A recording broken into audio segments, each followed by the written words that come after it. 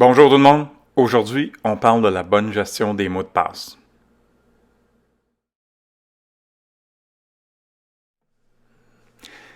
Premièrement, un petit peu de contexte. Le premier point, c'est la date. La date d'enregistrement de cette vidéo, c'est samedi le 28 novembre 2020, année exemplaire qu'on a tous vécu. Le deuxième point, la réponse à la question « T'es qui, toi, pour nous parler de ça? » Bonne question. Alors moi, ça fait 30 ans que je suis dans le domaine de l'informatique. J'ai commencé dans mes débuts de carrière avec travailler avec les PME, surtout en infrastructure, vendre des serveurs, installer des serveurs, les postes de travail, tous les services réseau. Au fil du temps, j'ai travaillé avec la très grande entreprise aussi, là, dans les 10, 15, 25 000 usagers. J'ai travaillé à travers l'Amérique du Nord avec toutes sortes d'entreprises, toutes sortes de produits réseau. Et évidemment, malgré que c'était de l'infrastructure, des services réseau, ben ça touchait à tous les niveaux, ça touchait tout le temps à la sécurité. Cette année, après une trop courte résidence en Irlande, je suis revenu au Québec et ce qui me préoccupe, c'est la cybersécurité, surtout au niveau des PME. Mais là, pourquoi je fais cette vidéo? C'est que mon épouse est revenue du travail, là, environ une semaine et demie, 2 semaines, et elle me dit « Hey Jacques, il y a une de mes collègues au bureau qui s'est fait pirater son compte courriel. Es-tu capable de l'aider? » Je dis « Ben, ça dépend. Est-ce qu'elle a mis des méthodes alternatives de recouvrir son compte? Dans le sens de, est-ce qu'elle a un deuxième courriel à son compte? Comme ça, si elle fait « J'ai oublié mon mot de passe », ben, elle peut rediriger ça ailleurs. Ou est-ce qu'elle a mis ce qu'on appelle le Two-Factor Authentication, donc l'étape à deux vérifications, c'est-à-dire que quand elle va se loguer, ça va lui demander un code sur son téléphone, très peu probable. Ou l'autre chose qui arrive souvent avec les sites, c'est des questions. Alors, c'est quoi le nom de fille de ta mère, ou c'était quoi ta première voiture, des choses comme ça. Si elle n'a rien fait de ça, les pirates ont contrôle de son compte, ça va être très, très difficile de récupérer ça. Et donc, à ce moment-là, j'ai pensé que ce serait peut-être le fun de faire une présentation, un genre de webinaire un soir pour inviter les gens pour discuter du besoin de bien gérer les mots de passe. Maintenant, tout le monde a l'écœurite aiguë des webinaires, alors il n'y a pas eu beaucoup d'intérêt, donc on m'a suggéré de faire une vidéo pour expliquer ce dont je voulais parler. Alors voilà. Avant de commencer avec la discussion des mots de passe, il y a 2 points que je veux faire au niveau de la sécurité, spécifiquement la cybersécurité, ce qui veut dire la sécurité en ligne. Comment on fait pour protéger nos identités en ligne? Donc, je partage mon écran. Donc, 2 points à retenir concernant la cybersécurité. Ça va pour les particuliers aussi, là. C'est pas juste pour les entreprises. Le premier, c'est qu'il faut cultiver le doute. Finalement, il faut douter tout ce qui vient vers nous. L'exemple classique que je donne, c'est qu'on reçoit un courriel de PayPal, et peut-être on a un compte PayPal. Donc, on reçoit un courriel de PayPal qui dit « Ah, on a changé nos termes et conditions. Cliquez ici pour vous loguer dans votre compte et valider les nouvelles termes et conditions. » Alors, ce qu'on fait, les gens vont cliquer sur le lien qu'il y a dans le courriel et sans le savoir, ils se font rediriger vers le site des pirates et rentrent leur identifiant PayPal. Et ça peut avoir l'air du site PayPal. Ils sont capables de répliquer les sites sans aucun problème. Alors, quand on dit cultiver le doute, une des choses que je dis tout le temps aux gens, c'est de ne jamais, jamais, mais jamais cliquer des liens qui sont dans des courriels. Quand ça vient des compagnies comme ça, de n'importe qui, là, même si votre banque, tout ça, moi, je dis non, vous ne cliquez pas ça. Ce que vous faites, c'est que vous ouvrez un furteur et vous allez sur PayPal ou sur le site de votre banque, vous vous loguez, et s'il y a des nouvelles qui ont à vous donner, ben ça va être dans vos messages à quelque part dans votre compte. Mais on ne clique jamais les choses dans les courriels. Et l'autre point, numéro 1, oui, je sais, on a fait numéro 1, mais ils sont tellement importants les deux que je mets les deux à numéro 1. Donc, la cybersécurité, ben c'est ça. C'est fastidieux, c'est encombrant, c'est fatigant, c'est plate. Ben oui, il faut s'occuper de ça. Ça ajoute des étapes pour se loguer. Quand on va parler de gérer les mots de passe, là, vous allez voir que je vais vous montrer comment utiliser un gestionnaire de mots de passe. C'est plus encombrant, là, c'est plus fastidieux à créer des mots de passe puis de gérer ça. Mais c'est encore beaucoup plus fatigant de se faire pirater son compte et d'avoir à dealer avec ça après. OK, on y va, on passe aux vraies choses. On va commencer à parler des mots de passe. En passant, toutes les choses que je vais vous montrer, toutes les histoires, les articles, les outils que je vais vous montrer, les liens vont être en bas de la vidéo ici, donc pas besoin de prendre note, tous les liens sont là, toutes les références. Alors, on commence, et je commence avec des exemples de pourquoi c'est important de gérer les mots de passe. Et on commence avec cette histoire. Donc, ça se passe en septembre 2018, donc un peu plus de 2 ans, et ça vient de Prince Albert, qui est une petite ville dans le milieu de la Colombie-Britannique, entourée de forêts. Et une dame commence à planifier des vacances en Europe pour sa famille, et donc elle fait un transfert Interac de 7 000 $ de sa banque RBC vers un grossiste de voyage à Calgary. C'est un dépôt pour le voyage. Le lendemain matin, comme explique le gestionnaire de la compagnie, il ouvre son courriel pour faire le dépôt dans leur compte de banque, mais il reçoit un message que le dépôt a déjà été fait. Comment est-ce que quelque chose comme ça peut arriver? Ben, c'est pas compliqué. Premièrement, le compte courriel du distributeur, du grossiste de voyage, s'est fait pirater. Alors, les pirates avaient contrôle du compte courriel, qui voyait donc tous les dépôts. Ça, c'est problème numéro 1. Le deuxième problème, et c'est pas vraiment expliqué dans l'article, mais c'est ce qui est très probablement arrivé, c'est que la majorité des gens, une fois qu'ils font un transfert comme ça, ils vont envoyer le mot de passe pour le transfert via courriel. Voyez-vous le problème? Alors, le pirate intercepte le dépôt Interac, et probablement dans un autre courriel, ben, il y a le mot de passe qui lui est envoyé aussi. L'affaire est tigidou. Il a pu faire le dépôt dans son compte de banque. Alors, c'est pour ça que quand le grossiste, le lendemain matin, est rentré pour faire le dépôt, ben, ça disait que le dépôt avait déjà été fait. Est-ce que c'est la responsabilité de la banque? Pas vraiment. Alors, on passe à la deuxième histoire qui est encore plus farfelue, très semblable, mais encore plus farfelue. Vous allez voir pourquoi. Bon, celle-là, je l'aime, cette histoire-là. Ça vient de l'année dernière, encore en Colombie-Britannique, je pense en Vancouver. Et il y a Madame Anne Hoover, qu'on voit ici, qui va en vacances, je crois que c'était au Mexique. Je me souviens plus trop, mais peu importe. Elle va en vacances avec quelques copines, oui, c'est ça, au Mexique. Et puis une de ses copines, qu'on voit ici à la droite, assume quelques coups durant le voyage. Et donc, à son retour, Madame Hoover fait un transfert de 1734 à sa copine, via Interac, encore une fois. Et l'argent ne s'est jamais rendu parce qu'encore une fois, le compte courriel de sa copine avait été piraté et les pirates avaient donc accès au courriel de transfert qui ont pu ensuite déposer simplement dans leur compte. Maintenant, elle n'a pas fait l'erreur d'envoyer son mot de passe pour le dépôt via courriel. Fait qu'il y a au moins ça.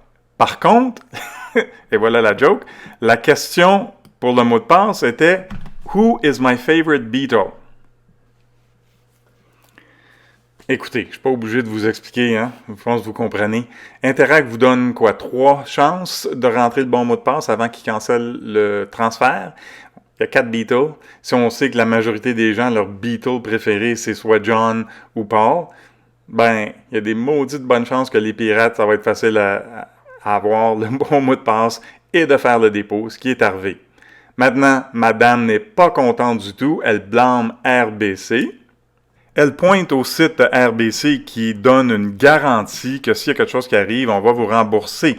Par contre, les gestionnaires d'RBC, évidemment, ils ont dit oui, on va garantir que le paiement se rend du point A au point B.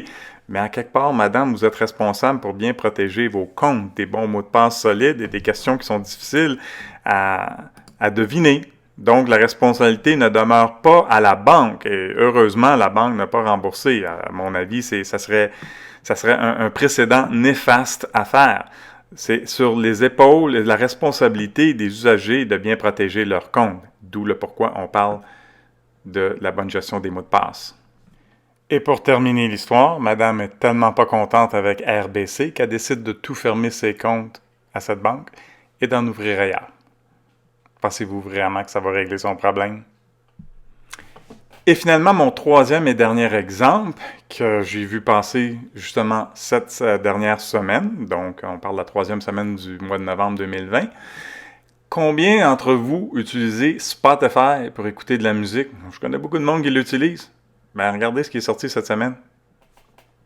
Et voilà, 350 000 comptes Spotify qui se sont fait craquer par quelque chose qu'on appelle du credential stuffing. Credential stuffing, c'est simplement les pirates qui essayent des comptes avec toutes sortes de mots de passe. Ils ont réussi à craquer 350 000 comptes Spotify. C'est bon, hein?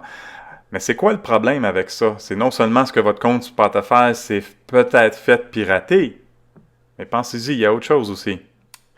Il y a deux problèmes majeurs avec les mots de passe dont on va parler. Le premier, c'est que les mots de passe sont beaucoup trop simples dans la grosse majorité des cas. Beaucoup trop simples. Le deuxième, c'est que les gens utilisent le même mot de passe sur plusieurs sites.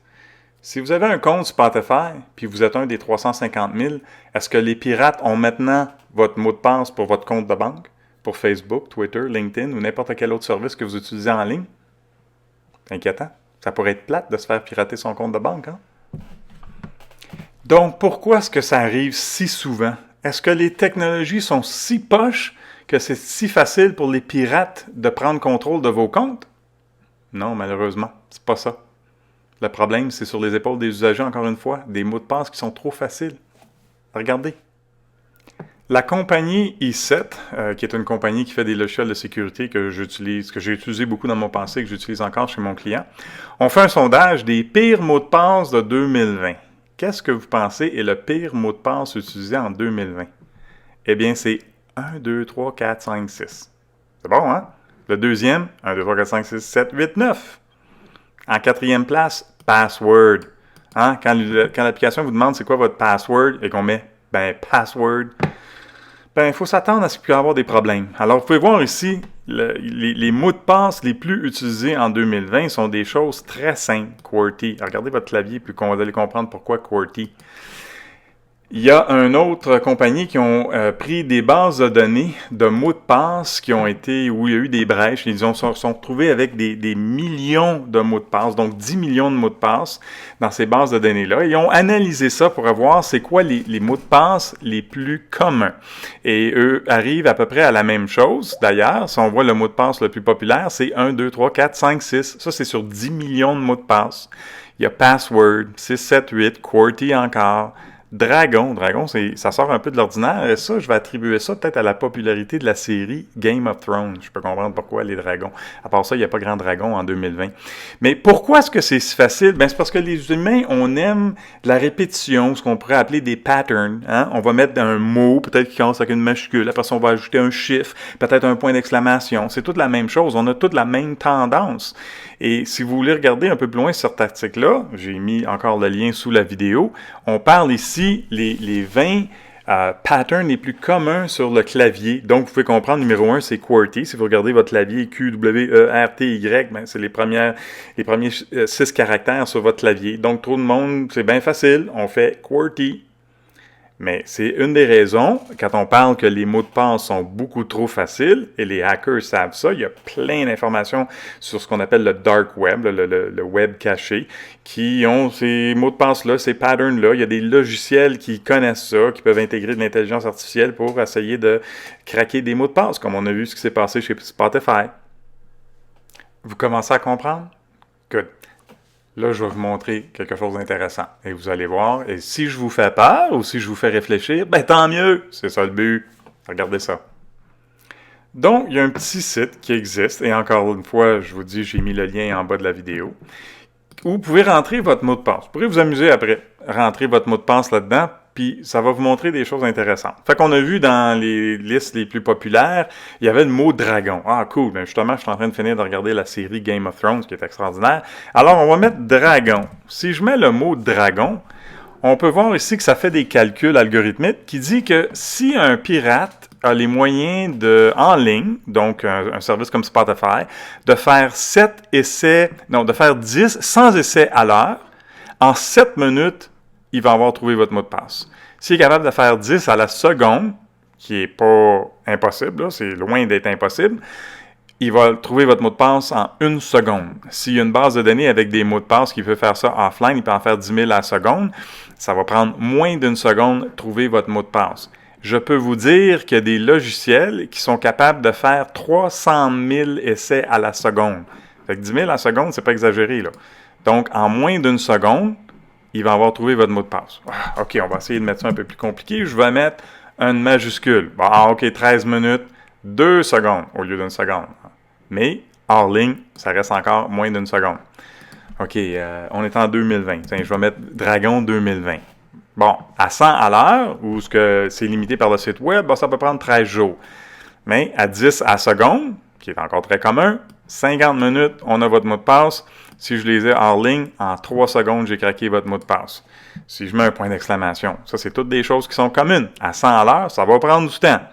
À 10 à seconde, encore là. Mais quand on parle de 10 000 à seconde, c'est 17 minutes. Rappelez-vous que j'ai parlé des logiciels qui peuvent faire 300 000 à la seconde. Fait que ça va être beaucoup moins que 17 minutes. Donc, on peut voir, avec la complexité des mots de passe ici, combien de temps ça peut prendre pour deviner votre mot de passe. Ce qui est important, c'est la longueur des mots de passe. OK? Fait que, une des choses je vais vous montrer, c'est que si on met des mots de passe qui sont plus longs, qui peuvent être une phrase aussi. OK? Donc, ça peut avoir des espaces.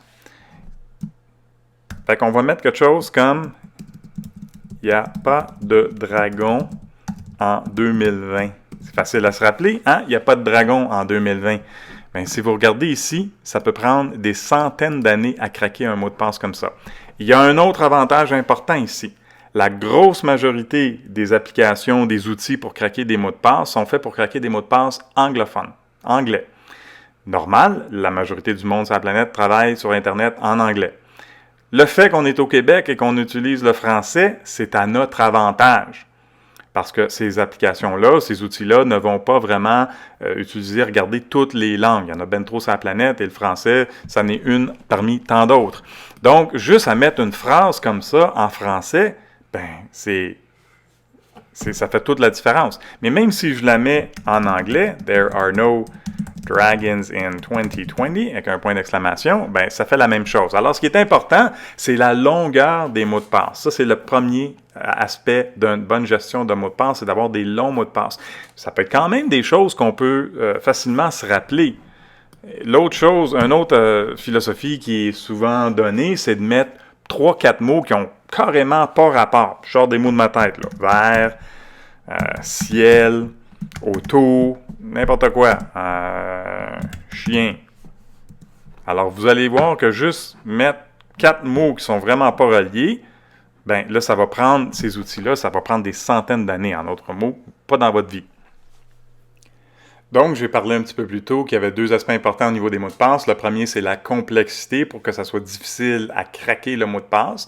Le deuxième, ben, c'est qu'il ne faut pas nécessairement utiliser les mêmes mots de passe partout. Ouais, mais genre, si j'utilise des mots de passe long de même partout sur tous mes sites, des mots de passe différents, je ne me souviendrai jamais de ça. Oui, vous avez raison. C'est pour ça qu'il faut utiliser quelque chose qui s'appelle un gestionnaire de mots de passe. Tu sais, quand je parlais plus tôt que la cybersécurité, c'est un peu encombrant, ben c'est ça, là. Alors, je vous montre un gestionnaire de mots de passe que moi, j'utilise depuis des années. Je vais vous montrer comment ça fonctionne. On part. Donc, depuis près de, je dirais, 10 ans, moi, j'utilise une application qui s'appelle 1Password. C'est pas la seule application qui fait ça. Il y a LastPass, KeePass, Dashlane, il y en a d'autres. C'est juste que moi, j'avais commencé avec celle-là, comme je dis, environ 10 ans. Je l'ai toujours aimé. Ils ont fait des grosses améliorations depuis et je continue à l'utiliser. Et oui, je la recommande. Donc, en partant l'application, ça me demande mon mot de passe, d'où l'idée de 1Password. J'ai juste à me souvenir de un mot de passe et ça va débarrer mes voûtes. Donc, je rentre mon mot de passe, que vous allez m'entendre, c'est assez complexe.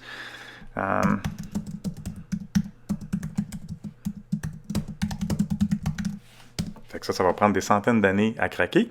Et lorsque 1Password ouvre, ben, j'ai le concept de voûte ou des coffres qu'appelle. Donc, j'ai mon coffre personnel dans lequel je peux mettre des adresses. Alors, c'est ici que je vais sauvegarder mes adresses courriel avec les mots de passe.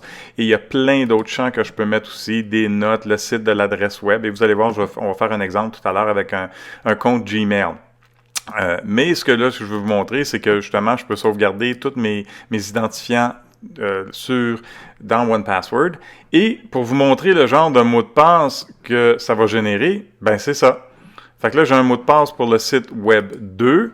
J'ai un tout autre mot de passe pour le site Web 1. Et ça va pour toutes mes voûtes, tous mes identifiants ont des mots de passe comme ça. Maintenant, ça n'est un à 16 caractères, mais je pourrais facilement aller à 24 ou 30, n'importe quoi, là. Je peux aller à autant de caractères que je veux et la majorité des sites vont supporter de très, très longs mots de passe aussi. Donc, il n'y a pas de problème. Donc, je peux enregistrer ça et à partir de maintenant, si je vais sur... faut que je change le mot de passe sur le site.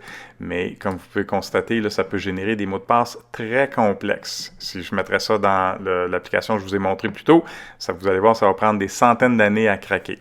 Une autre chose que j'aime beaucoup de 1Password, c'est qu'il y a quelque chose qui s'appelle Watchtower. En anglais, c'est Watchtower. Ici, ils vont nous identifier les sites qui sont compromis. Donc, pour vous montrer un exemple, dans mon coffre de démo, j'ai un vieux compte de compagnie qui n'existe plus, mais le compte existe encore dans 1Password ici, là.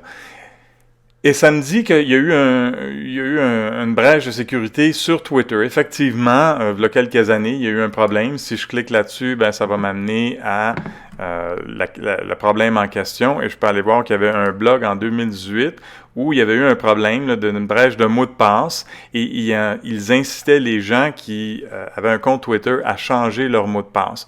Donc, ce que ça fait, une des choses que Watchtower, que 1Password fait, c'est qu'il surveille toujours vos identifiants. Vous pouvez désactiver ça si vous ne voulez pas faire ça, là. Mais moi, je l'active parce que, justement, LinkedIn, Twitter, ils ont tous eu des brèches de sécurité. Et là, ça va m'avertir que, hey, il y a eu une brèche de sécurité chez LinkedIn ou Twitter, puis tu as un compte, là, tu devrais aller changer ton mot de passe. C'est génial.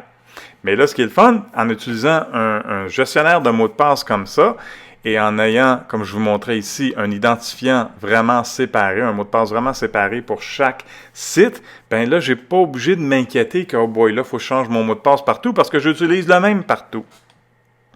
Donc, j'ai juste à aller changer, mettons, le compte Twitter en question, ou le compte LinkedIn, ou peu importe le site, votre site de banque ou des services sociaux ou gouvernementaux, juste le site qui a été affecté par la brèche de sécurité, que vous allez devoir changer votre identifiant. Maintenant, regardons comment ça se passe dans la vraie vie. Je vais minimiser ça. Et on va créer un compte Google Mail pour voir comment ça marche. Bon, alors je vais me créer un compte Gmail. Alors, je vais aller à créer un compte pour moi-même, oui. Je vais mettre mon nom. Et comme nom d'utilisateur, quelque chose d'unique, on est le 28 novembre. Fait que je vais mettre 28 11 20 @gmail. Parfait. Alors, ce que je vais faire, c'est que je vais prendre ça en note et je vais aller mettre ça dans 1Password. Alors, c'est mon compte Gmail. Mon nom d'utilisateur, ça va être ce compte-là que j'ai choisi @gmail.com. Le mot de passe, ah ouais, shoot-moi-en un. Alors, montons pour 24 caractères. On va prendre ça. C'est bon en masse. Et je vais enregistrer. Alors là, j'ai déjà mon nom d'usager, mon mot de passe. Je vais copier ça. Et je vais aller coller ça ici pour confirmer. Et si je regarde, c'est effectivement le gros mot de passe que 1Password m'a généré. Je fais suivant. Numéro de téléphone est facultatif. L'adresse courriel est facultatif. Ça, j'ai pas le choix. Fait que là, vous allez comprendre que je suis vieux ici. Je vais mettre une date de naissance. Et ensuite, sexe, oui, une couple de fois par semaine. Ah non, OK, homme. Alors, suivant. Bon, là, je vous laisse lire tous les termes et conditions. Mais non, j'accepte.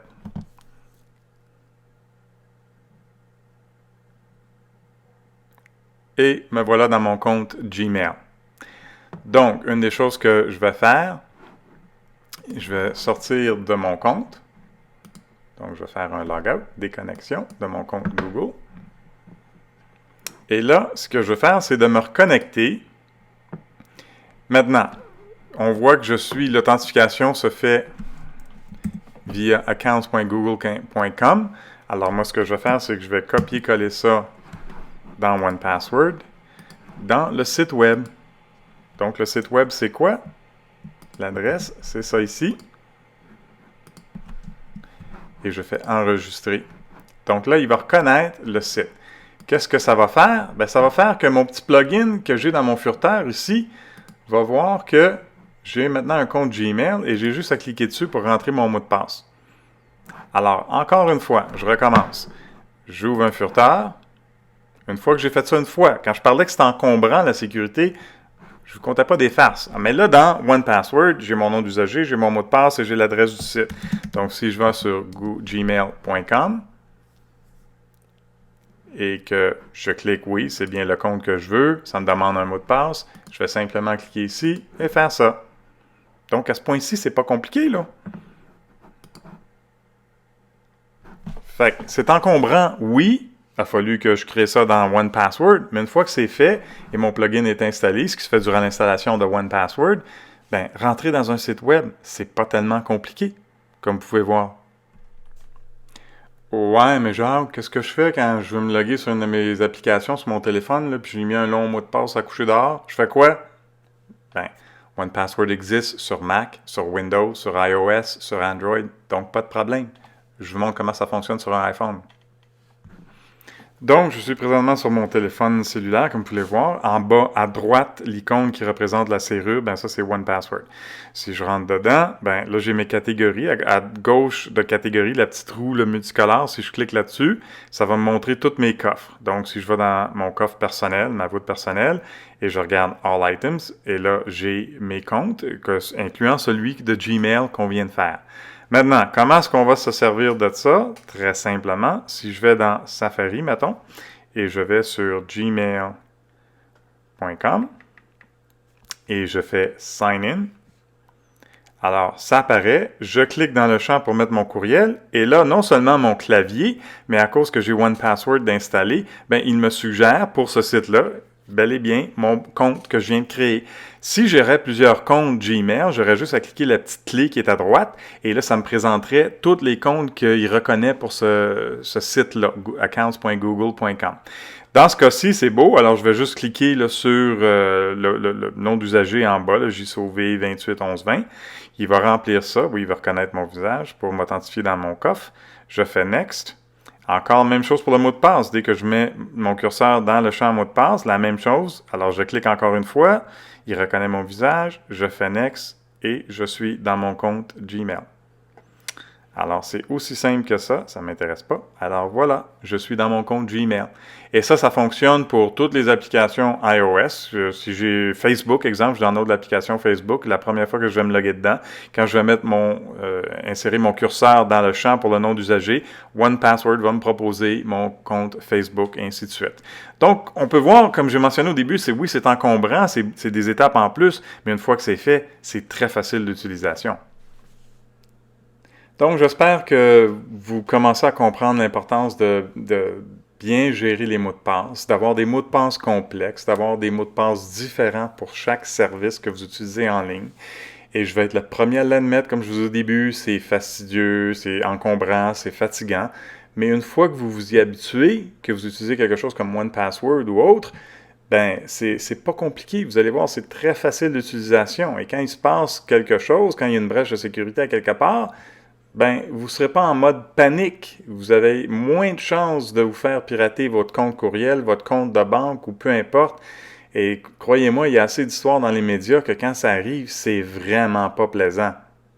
C'est non seulement une perte d'argent, mais ça peut être un paquet de troubles au niveau de l'État, là, des permis de conduire, des cartes d'assurance maladie, des choses comme ça, si notre identité s'est fait voler, s'est fait pirater. Je vous laisse avec une autre démonstration, un site que je trouve très intéressant, que j'utilise souvent pour montrer aux gens, là, puis un peu leur faire part, là, les sensibiliser au potentiel auquel ils s'exposent s'ils ne font pas attention à leur mot de passe. Regardez ça. Donc, le site en question s'appelle Have I Been Pwned? Pwned, c'est un jeu de mots en anglais qui est au lieu de owned, O-W-N-D. Pwned, c'est un genre de mot que les hackers utilisent pour dire est-ce que je me suis fait avoir. Et une des choses, encore là, le lien va être sous la vidéo ici, là, pas obligé de retenir ça. Une des choses que vous pouvez faire, c'est de mettre votre courriel ici pour voir si votre courriel est inclus dans des bases de données qui sont vendues sur le web caché, ce qu'on appelle le dark web, et puis que des hackers achètent pour faire essayer de craquer, de pirater des comptes. Alors, si je mets une adresse courriel que j'utilise fréquemment, mais qui est assez récente, elle a juste environ un an ou deux, et que je clique Pwned, eh bien, je peux voir que Good News, donc cette adresse-là, mon adresse que j'utilise couramment, ne fait pas partie d'aucune brèche de sécurité. Par contre, si je mets une adresse que j'utilise depuis très longtemps, une adresse Apple, et que je fais Pwned, ben là, ça me dit « Oh oh !» sur 6 sites qui ont eu des brèches de sécurité. Et si je descends en bas, je peux voir où ont été les brèches de sécurité, où mon mot de passe ou mon courriel est inclus. Donc, si on regarde ici, l'Anti-Public Combo List, Collection 1, Exploit, MyFitnessPal, effectivement, je me servais de ça un moment donné parce que j'avais un bracelet, le MyFitness. Plex, j'avais utilisé ça là, longtemps. En juillet 2015, il y a eu une brèche. MyFitness en 2018. Je suis un peu étonné. J'allais dire, je suis un peu étonné que mon compte LinkedIn n'apparaît pas ici, mais c'est pas l'adresse courriel que j'utilise pour LinkedIn. Mais LinkedIn a eu une brèche de sécurité en 2018 ou 2019. Si on regarde, là, c'est sérieux. Donc, mon mot de passe ainsi que mon adresse courriel étaient inclus dans cette brèche de sécurité-là à plusieurs reprises. Donc, si je suis le genre de personne qui utilise, des mots de passe simples et qui utilise les mêmes mots de passe partout, ben, vous pouvez comprendre que maintenant, là, je suis vraiment à risque que je me fasse voler une identité à quelque part. Ça peut être mon compte de banque, ça peut être des services en ligne. Mais comme vous pouvez constater, moi, comme je vous dis, ça fait des années que j'utilise 1Password. Tous mes sites, tous les services en ligne que j'utilise ont des mots de passe extrêmement complexes et longs et différents. Donc, j'ai peu de crainte qu'il va m'arriver de quoi à cette adresse-là. Et comme je vous ai dit, dans 1Password, qui vérifie si votre adresse courriel que vous utilisez pour un site fait partie d'une brèche comme ça, alors il va vous l'identifier directement dans 1Password. Alors, même pas obligé de venir fouiller ici, 1Password fait ça pour vous.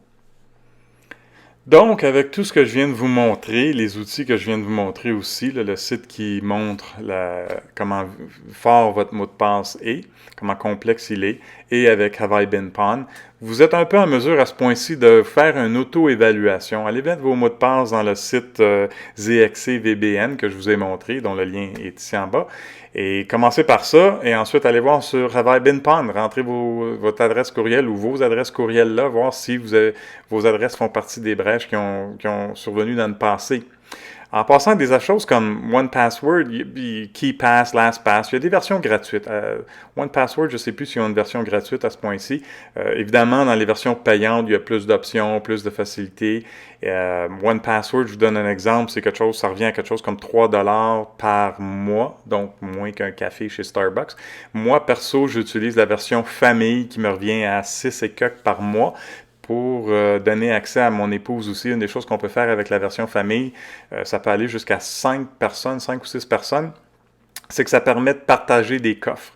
Donc, chaque usager a ses propres coffres ou coffres personnels, mais s'il y a un coffre avec des identifiants personnels partagés, exemple, si je veux, comme moi, je partage certains identifiants avec mon épouse pour des choses qu'on a en commun, ben, je mets ça dans notre coffre partagé et elle a accès sur ça, sur toutes ses applications, sur son iOS aussi. Donc, c'est pas des solutions qui coûtent extrêmement cher et je peux vous dire que ça coûte beaucoup, beaucoup moins cher, comme on a vu la madame qui s'est faite intercepter, là, ces transferts Interac, une de 1000, une de 1700$. Fait que quand on y pense, ça paye 1Password pour bien des années. Alors, je vous encourage à regarder ça. Il y a un lien vers ma page en bas qui parle de 1Password avec un lien là pour vous abonner. Et puis, moi, je travaille pas pour 1Password, juste pour être clair. Je suis affilié avec eux dans le sens que si vous cliquez sur le lien sur ma page, oui, ils vont savoir que ça vient de moi, fait que ça encourage. Et je touche une petite commission pour être transparent. Mais vous pouvez y aller direct si vous voulez aussi, mais je vous donne tous les outils, les informations sont là. J'espère que vous avez trouvé ça intéressant et pratique. Si vous avez aimé la vidéo et si vous trouvez ça intéressant, j'ai d'autres idées aussi pour faire soit des présentations en personne, une fois qu'on va pouvoir se réunir en personne encore. Ou bien d'autres idées, laissez-moi savoir en bas dans les commentaires et je peux préparer d'autres vidéos au niveau de comment vous protéger en ligne. Tout ce que je parle ici, évidemment, les principes s'appliquent aussi aux entreprises, mais les outils peuvent être un peu différents et les méthodologies. Donc, si vous avez une entreprise et que vous êtes intéressé à savoir comment vous protéger l'entreprise de cyberattaques, de logiciels, de ce qu'on appelle les rançongiciels qui encryptent toutes vos données, toutes mes coordonnées sont en bas du vidéo ici sur mon site. N'hésitez pas à me contacter, ça me ferait plaisir de vous aider. Donc, merci pour l'écoute. J'espère que vous avez trouvé ça intéressant. Bye!